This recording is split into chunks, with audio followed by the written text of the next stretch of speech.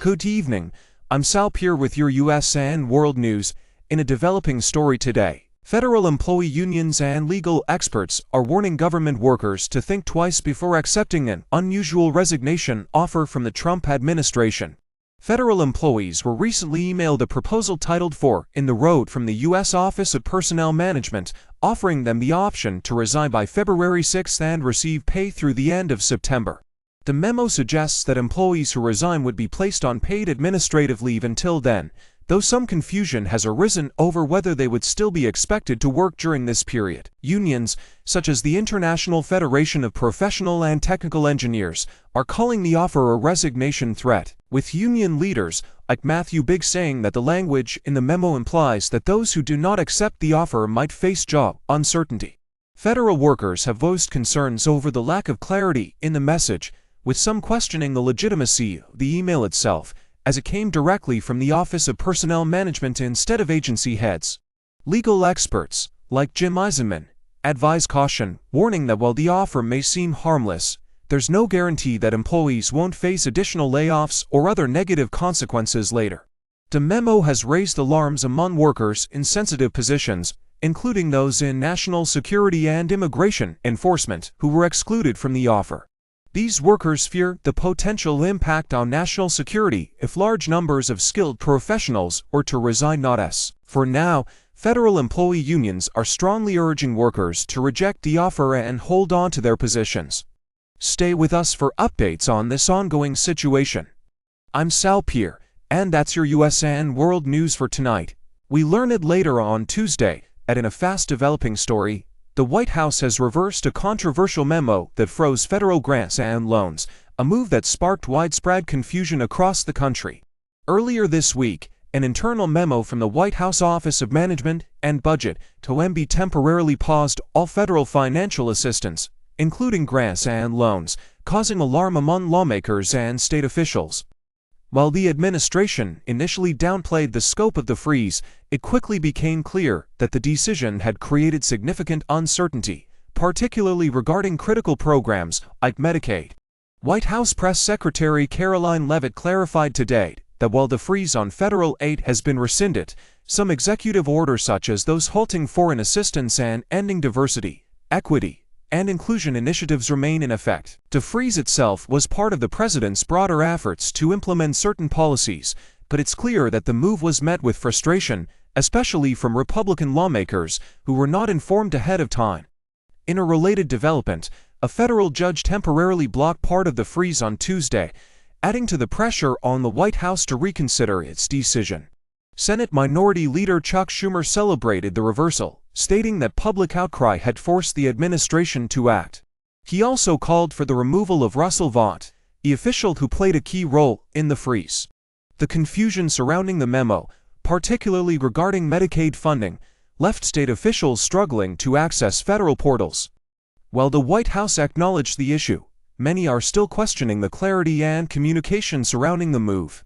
We'll continue to monitor this situation closely to bring you the latest development. Good evening, I'm Victoria Smith with your US and world news. In a story raising questions about government oversight, Phyllis Fong, the recently fired Inspector General at the U.S. Department of Agriculture, was escorted out of her office on Monday after reportedly refusing to comply with her termination. Fong, who had served for 22 years, was dismissed on Friday by the Trump administration. However, according to Reuters, she told colleagues that she planned to continue working and argued that the termination process was improper. In an email obtained by the news outlet, Fong stated that the Council of the Inspectors General on Integrity and Efficiency (CIG) had determined the firing did not meet legal requirements and was, therefore, not valid. The USDA, however, responded, saying security officials were not involved in the incident. According to an internal report,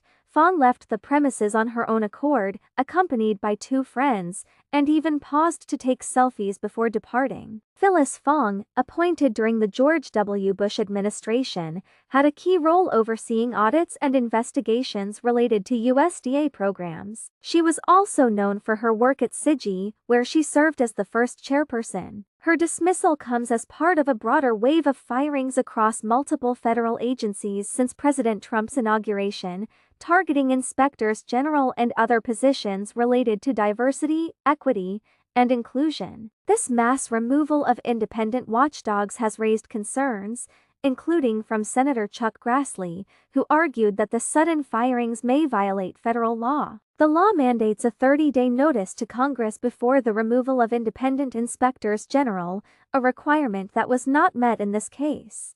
The controversy surrounding Throngs' firing is part of a broader trend of dismissals, including officials from the Departments of Defense, State, and Energy. As more details emerge, many are questioning the motivations behind these removals and their potential impact on government transparency and accountability. Stay tuned for updates on this developing story. I'm Victoria Smith, reporting on SAL's US and World News. Good evening. I'm Ahmed Khan, bringing you the latest on your US and world news. Today marks the start of the Lunar New Year, with hundreds of millions of people across the globe celebrating the arrival of the Year of the Snake.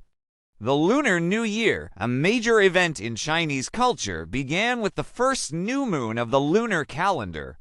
In 2025, the snake symbolizes resilience, good luck, and renewal, and the zodiac animal is often associated with leadership and courage. The snake is also connected to the element of wood this year, representing growth and flexibility. Festivities kicked off with traditional practices like family reunions and feasts, along with vibrant public events such as lion dances, fireworks, and prayers for prosperity. This year's celebrations are marked by special cultural foods, including sweet and sour pork, shrimp, dumplings, and spring rolls, as well as the traditional gifting of red envelopes filled with money. The Lunar New Year is not only celebrated in China, but also across countries like Vietnam, Korea, Malaysia, and the Philippines, making it one of the most widely recognized cultural holidays in the world. One of the largest human migrations annually takes place during this time as people travel home to celebrate with family. In fact, China is expecting over 9 billion trips to be made between January 28th and February 4th, contributing to a boost in travel and the economy. However, not all forecasts for the Year of the Snake are bright. Feng Shui expert Thierry Chow warns that this year could bring significant clashes and conflicts, adding an air of caution to the otherwise joyful occasion. From families in bustling cities to those in remote towns, the Lunar New Year marks a time of renewal, reflection, and hope for a prosperous year ahead. That's your update on the Year of the Snake. I'm Ahmed Khan, and this has been your US and World News. This is Sal.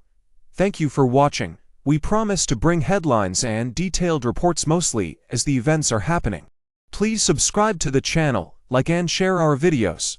We appreciate your support so much. See you at the next video.